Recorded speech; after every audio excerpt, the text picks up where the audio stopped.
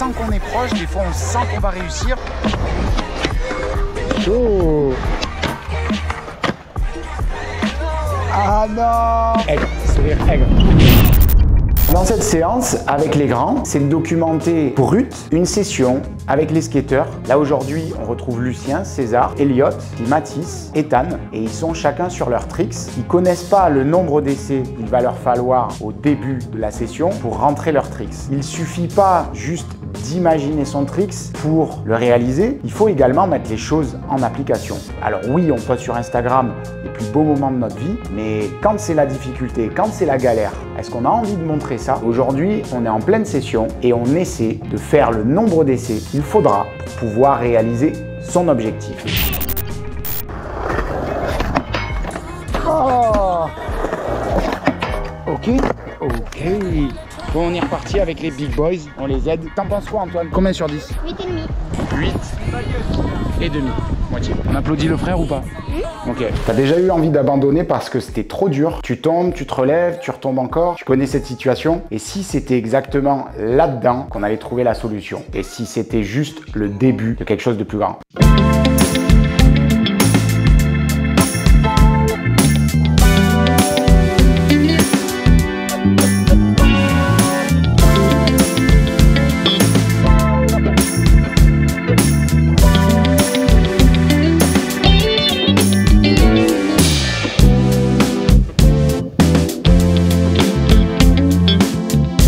Aujourd'hui, on va parler de la difficulté et pourquoi justement c'est quand c'est dur que tu grandis. Et pas seulement sur ta planche, mais aussi dans la vie, dans ton corps, dans ta tête. Et surtout, comment on peut t'aider à aller plus loin sans te cramer. Alors let's go. Alors si tu me connais pas, déjà bienvenue dans cette vidéo. Je m'appelle Max, je suis coach de skate. J'ai monté un organisme qui accompagne les skateurs il y a 17 ans. Ça s'appelle Old School Skateboard. On donne des cours de skate, du coaching en ligne, on fait des séjours, des skate camps en France, à Hossegor et en Provence, l'été, et à Barcelone pendant les vacances scolaires, aux vacances de la Toussaint et aux vacances de Pâques. Autant te dire que on a vu beaucoup de skateurs tomber, se relever, être dans la difficulté, éventuellement se blesser, mais aussi se dépasser, se surpasser et progresser. Et c'est là le sujet de la vidéo. Oh, Lucien, tu l'as fait en overturn. Sympa. Chez Old Skulls, on voit beaucoup de jeunes tomber, les jeunes et les moins jeunes. Et c'est comme dans la vie, ils reviennent souvent le lendemain et ils réessayent. On connaît tous ce moment où tu as peur du tricks, mais tu y vas quand même. Et là, tu sais que même si tu rates, même si parfois tu ressors frustré, au fond de toi, tu grandis. On s'en rend pas compte sur le coup, mais accumuler, c'est finalement ce qui nous fait progresser. Même si tu rates, tu ressors plus fort. Pourquoi? Parce que tu t'es affronté toi-même. C'est bateau, et c'est exactement ça. C'est un processus psychologique qui nous fait se sentir bien quand on a accompli quelque chose. Tu n'as jamais remarqué que au plus tu galères, au plus tu es content de toi. À un moment donné, il y a toujours ce moment où tu es sur le point d'abandonner, mais quand finalement tu réussis ton tricks, eh ben, tu te sens soulagé. Et ce soulagement-là, il n'aurait pas été aussi fort, aussi bénéfique que si tu avais eu la possibilité de mettre ton tricks du premier coup. Et c'est partout pareil dans tous les domaines de la vie. À partir du moment où c'est trop facile, qu'est-ce qui se passe? Mets-le dans les commentaires, tu t'ennuies. C'est pour ça que j'en viens souvent à dire qu'il faut bien choisir ses objectifs. Quand c'est trop difficile, c'est inatteignable et on se décourage. Quand c'est trop facile, par contre, on se stimule pas et on s'ennuie. Comme si tu restais au niveau 1 du jeu vidéo toute la vie. Qu'est-ce qu'on fait quand on reste au niveau 1 du jeu vidéo? En fait, on arrête, on débranche la console. C'est comme si tu jouais dans le vent. Deuxième étape avec Matt, mettre moins de poids sur ma main. Troisième étape, je vais me mettre à côté et il va essayer de ne pas s'appuyer sur moi. Quatrième étape, Matt, tu le fais tout seul à partir de maintenant. Savoir enlever les béquilles ou les petites roulettes sur un petit vélo.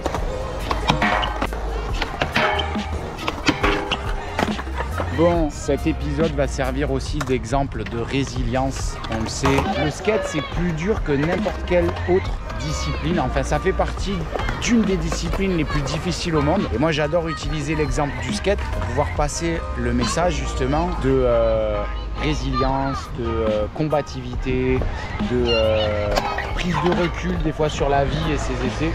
Et là, regarde.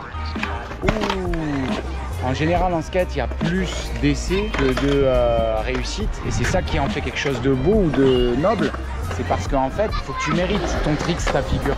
Et c'est pour ça que c'est si satisfaisant. Ouh. Quand tu mets ton tricks, parce que c'est la récompense après un long travail parfois acharné. À l'heure où la société elle a besoin de facilité, de divertissement, le skate c'est un bon moyen d'apprendre la persévérance, le dépassement de soi. Ouais. Dans le kiff, est-ce que tu kiffes ta session, Lulu? Là c'est chaud parce que j'y arrive pas, mais ouais, non je kiffe. Sinon tu kiffes.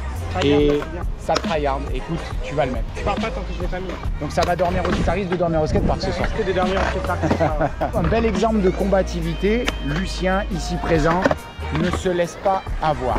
Et en fait c'est des belles valeurs. Là il y a Mathis. C'est des belles valeurs à enseigner parce qu'on passe par tout un tas de process. Il y a la peur mentale, la peur de se faire mal physiquement. Ces choses-là mises ensemble, c'est très difficile à gérer. Et c'est vrai que souvent ce que je leur dis, c'est qu'à un certain niveau, moi je leur apprends pas à skater. Je suis plus un guide qui va les accompagner à explorer leurs capacités et à essayer de les accompagner vers leur compréhension du monde et des choses. Ça passe par un processus où, comme je disais avant avec les plus jeunes, il ne faut pas compter ses essais. Mon exemple préféré, c'est est-ce que tu connais le point commun entre une pièce de 1 € et un essai? Je te laisse le marquer dans les commentaires. De toute façon, on a déjà fait des vidéos, tu peux voir qu'au fur et à mesure du processus, ça se rapproche petit à petit. Des fois, ça s'éloigne sans qu'on est proche. Des fois, on sent qu'on va réussir. Et l'essai d'après, en fait, on est plus loin qu'on n'a jamais été. C'est là où il faut être fort mentalement pour ne pas se décourager. T'entends, t'as vu, il en a marre. Mais en fait, il abandonne pas parce qu'il a vraiment envie de réaliser ce qu'il a dans la tête. Et ça... dommage, tu vois, proche.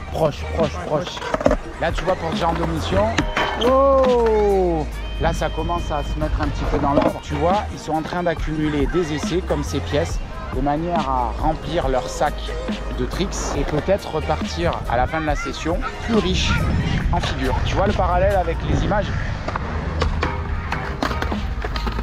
J'aime bien documenter le processus brut de décoffrage. Il n'y a pas que le côté instagrammable, il n'y a pas que le côté les figures jolies, le monde il est beau, le monde il est gentil. Merci, j'ai un caméraman maintenant attitré. Je suis en train de chauffer le banc, tu vois, comme un poseur. Ciao les gars, à plus. À plus, hein. Ouais.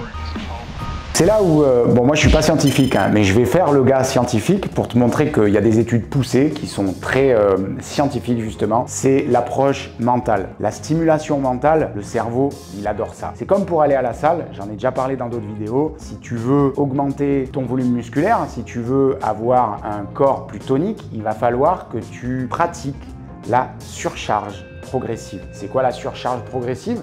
C'est que tu vas infliger à ton corps un petit peu de difficulté. Et c'est là où tu vas produire un effort en mettant un petit peu plus lourd que ton poids habituel, parce que tu es d'accord que si tu fais ça dans le vent toute la journée, tu n'auras jamais de gros bras.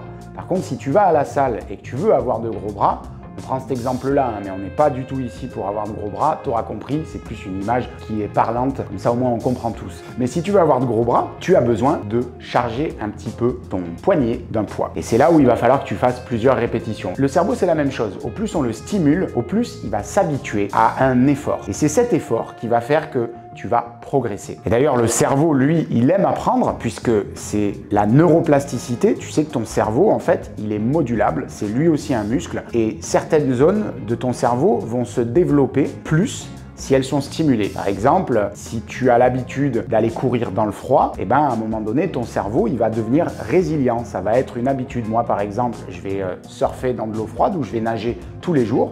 C'est tellement devenu une habitude que maintenant, s'il pleut, qu'il fasse du vent, qu'il neige ou qu'il fasse un temps où tu as envie de rester chez toi, et ben en fait, c'est ancré comme une habitude. Mon cerveau m'indique que je me sentirais mal si justement j'ai pas fait ma séance. C'est ce principe-là de neuroplasticité qui te permet de t'adapter ou d'adapter ton cerveau à réagir différemment dans certaines conditions et surtout de progresser parce que ton cerveau va s'adapter. L'objectif en skate, c'est de s'adapter à la difficulté, à éventuellement la douleur, mais aussi au nombre d'essais répétitifs qui peuvent parfois nous décourager. Donc en fait, si on doit résumer rapidement, ton cerveau, il aime beaucoup apprendre. Il y a ce phénomène de neuroplasticité qui développe certaines régions du cerveau plus que d'autres, parfois au détriment d'autres, puisqu'on ne les utilise plus. Et cette hormone qui s'appelle la dopamine, c'est l'hormone qui te fait prendre du plaisir, qu'on connaît bien avec les réseaux sociaux. Cette hormone et cette dopamine te permet de te sentir content. Ensuite, il y a un autre aspect, c'est le renforcement de la confiance. La confiance, c'est quand tu fais un truc dur, tu te prouves que tu peux le faire. Et ensuite, tu gagnes en estime de toi. Et là, c'est un cercle vertueux, confiance, progrès, estime de soi. Tu réinjectes dans ta confiance, dans ton progrès, dans ton estime de toi. Et donc, tu te sens mieux à affronter les challenges, soit sur un skate, soit de la vie. C'est aussi simple que ça. Juju, la fille qui a le plus de style au skatepark. Si Juju, elle était présidente, elle je sais plus parler, elle s'auto-proclamerait dictatrice. Moi, je vote pour toi, Juju, t'inquiète. Ouais, t'es ma présidente, t'inquiète. Présidente du skatepark. Allez, Lulu! Oh, j'ai cru que la pièce de 1 euro allait faire son essai. Bon, bah Lulu, il est en train d'accumuler les essais, hein, tu comprends. Hein. Yeah, Matt! Matt, il est en train de se rapprocher. Tu sens que tu te rapproches ou pas, Matt? Ouais. C'est bien que tu mets les pieds. Le bénéfice également, c'est travailler la discipline et la résilience. Alors qu'est-ce que c'est? La discipline, c'est le fait de pratiquer quelque chose régulièrement, peu importe si on a envie. Je t'ai pris l'exemple de moi à la piscine, mais ça peut être accrocher des poids aux chevilles d'1 kg et 15 minutes par session pour t'échauffer. Après ton échauffement, pour commencer à t'entraîner, tu t'alourdis un petit peu et tu prends ce réflexe de t'alourdir. Tu peux prendre un gilet lesté également pour pouvoir stimuler tes muscles de manière différente. Essaye, tu prends des poids aux chevilles, tu prends des poids adaptés à ton gabarit. Si tu es plus jeune et que tu as envie de te stimuler, tu peux prendre des poids de 500 grammes à chaque cheville. C'est comme si tu avais trop mangé à Noël ou ton anniversaire et que du coup tu t'étais un petit peu alourdi, tu vois, tu as mangé 1 kg de nourriture en plus. Et là donc, tu te stimules. Et cette discipline, pour pouvoir progresser, c'est réaliser des choses sur le court terme qui te feront plaisir à ton toi du futur sur le long terme. Et donc, on apprend également la résilience. Et la résilience, c'est s'habituer aux choses qui font pas forcément plaisir. Les filles, j'ai une question pour vous. Est-ce que vous connaissez le point commun entre une pièce de 1 euro et un essai? Un essai et essai, c'est que tu donnes quelque chose, tu donnes quelque chose. Est-ce que toi, Rose, tu sais? Si à chaque fois tu ramasses une pièce de 1 euro, enfin de 1 euro, tu atteindras peu à peu les numéros. Si pour moi tu essayes de dropper, de plus en plus, tu réussiras à dropper. J'ai clairement compris ce que tu as dit. C'est-à-dire qu'un essai, une pièce, 1 euro, c'est pas grand-chose. Mais c'est mieux que rien. Et au plus on accumule les essais et les pièces de 1 euro, plus on a de chances de réussir, ou au plus on devient riche. Inch'Allah. L'objectif, c'est de répéter, d'échouer, d'ajuster. Et quand ce processus, tu le travailles, tu développes une force intérieure qui est imbattable. Alors tout ce schéma, il est bien entendu applicable dans la vie du quotidien, dans nos relations sociales, au travail, à l'école, dans le sport, dans tous les domaines de la vie.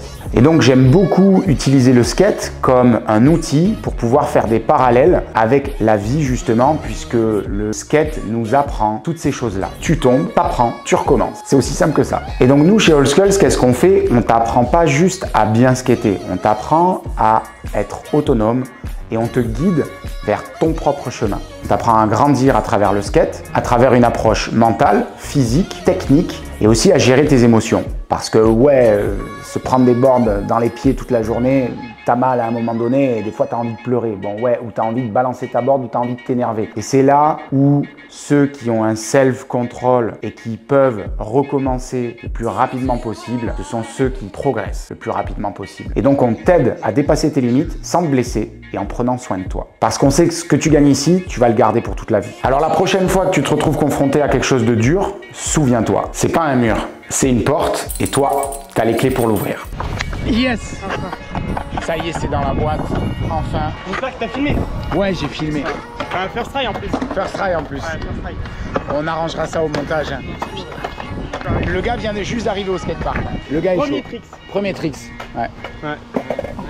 Bravo, mission réussie, hein. Franchement, trop bien. Bravo. La planche de la présidente. La planche de la présidente. Aïe, je viens de me casser le dos. Bon, le skate, c'est ça aussi. C'est de la créativité, c'est du plaisir, c'est on s'amuse et on réalise ce qu'on a dans la tête. Eh ouais, mais il y a beaucoup de trucs dans ma tête. Ah ouais, ben elle est pas toute seule. Ciao mon Lulu. Bam, bam. Et c'est de la fraternité. Les grands, ils sont plus grands que moi maintenant. Ouais. Voilà. Longtemps. Écoute pas ce qu'il dit. Abonne-toi si ça t'a plu, laisse un like et si tu veux qu'on t'accompagne dans ton évolution, check le lien dans la description. D'ailleurs, dans cette vidéo, ici ou là, j'apprends aux kids à contrôler leur mental à travers une analogie très simple entre une petite pièce et un essai. À ton avis, c'est quoi le point commun ?